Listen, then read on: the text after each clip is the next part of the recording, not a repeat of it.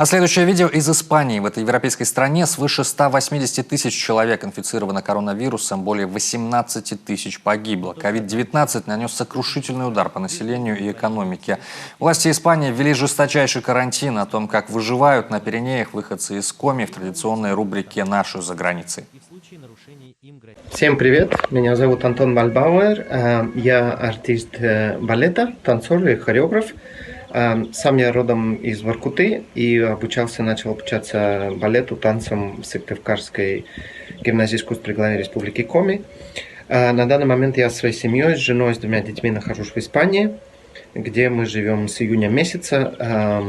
И хотел бы вам рассказать про ситуацию с коронавирусом в нашей стране. На сегодняшний день мы уже 33 дня находимся в полной изоляции.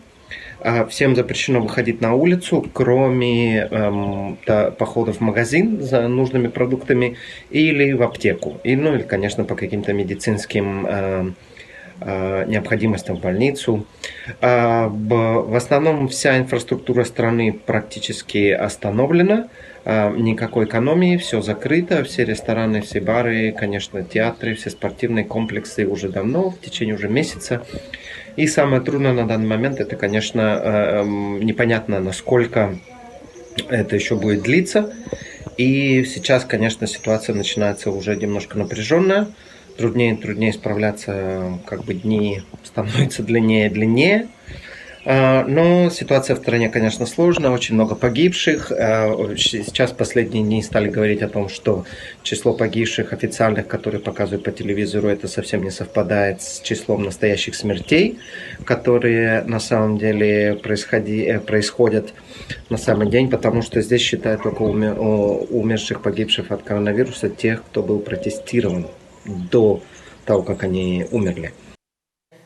Продукты питания в магазинах есть, как и лекарства в аптеках, говорит Антон, но в стране катастрофически не хватает масок, перчаток и дезинфицирующих средств. Зачастую даже медики, оказывая помощь больным, сами остаются без какой-либо защиты. Здесь, в Испании, в 8 часов все жители страны выходят на балконы, аплодируют медицинским работникам, чтобы их поддержать, как-то отблагодарить за их героическую работу. И сейчас я вам хочу показать немножко видео, как люди у нас аплодируют на балконе нашим медицинским работникам.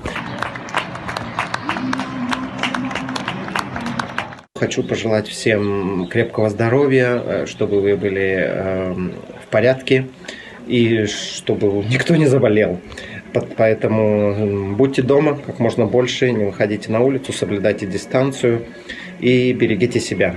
Всем пока-пока.